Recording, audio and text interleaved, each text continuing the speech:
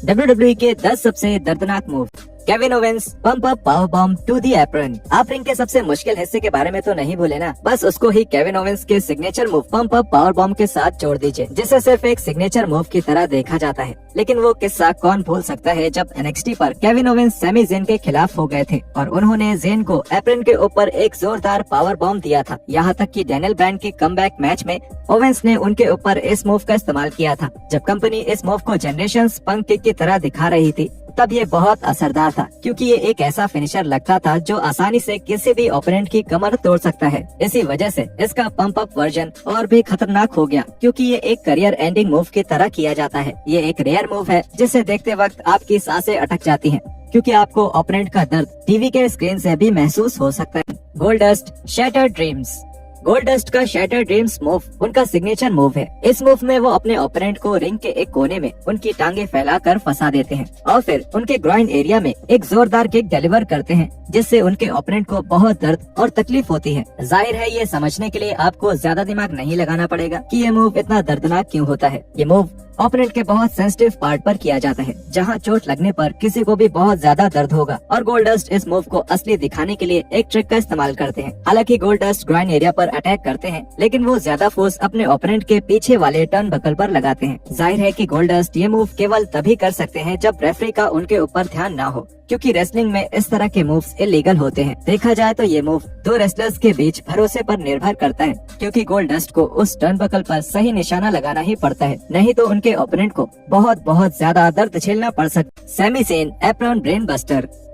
WWE ने हमेशा ही apron को रिंग का सबसे मुश्किल हिस्सा बनाया है, और इसीलिए जब भी कोई मूव रिंग के उन कॉर्नर्स पर किया जाता है तो वो खतरनाक लगता है। ऐसे ज्यादा मूव्स नहीं हैं जो सिर्फ रिंग के कॉर्नर्स में ही किए जाते हैं, जिसकी वजह से सैमी ज़ेन का एप्रन ब्रेन बस्टर सबसे अलग लगता है। ये मूव ज़ेन के ही दूसरे किरदार एल जेनेरिको के एक मूव टर्नबकल ब्रेन बस्टर का वर्जन है, जो जेनेरिको इंडिपेंडेंट सीन्स में इस्तेमाल करते थे।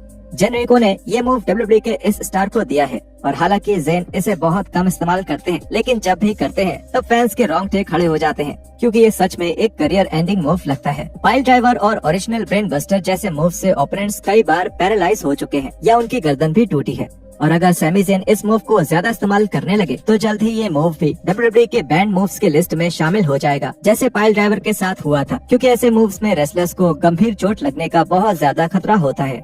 द क्लोथ्सलाइन। द क्लोथ्सलाइन एक ऐसा मूव है जो हर रेसलर इस्तेमाल करता है, यहाँ तक कि ये किसी भी नए रेसलर के मूव्स हैंडबुक में होता है, जिसे उन्हें इस्तेमाल करना ही पड़ता है। लेकिन इस मूव की खास बात यही है कि इसे काफी अलग अलग तरीकों से इस्तेमाल किया जा सकता है। इनमें से सबसे शानदार JBL का क्लोथ्सलाइन फ्रॉम हेल होता है, जिसमें ऐसा लगता है जैसे JBL लगभग हर बार किसी न किसी की गर्दन तोड़ ही देते हैं। इस मूव के बारे में कुछ भी फैंसी नहीं होता, ये बस एक खतरनाक मूव है जो आमतौर पर मैचेस में देखने को मिल सकता है, लेकिन फिर भी ये मैच या करियर खत्म करने वाला फिनिशर भी बन सकता है। क्लोथ्सलाइन के बारे में इससे भी अच्छी बात ये है कि ये कभी भी इस्तेमाल किया जा सकता है। ये एक ऐसा मूव है जो एक ही झटके में पूरा गेम बदल सकता है, क्योंकि इसे करना बहुत आसान होता है। Drew McIntyre inverted Alabama slam.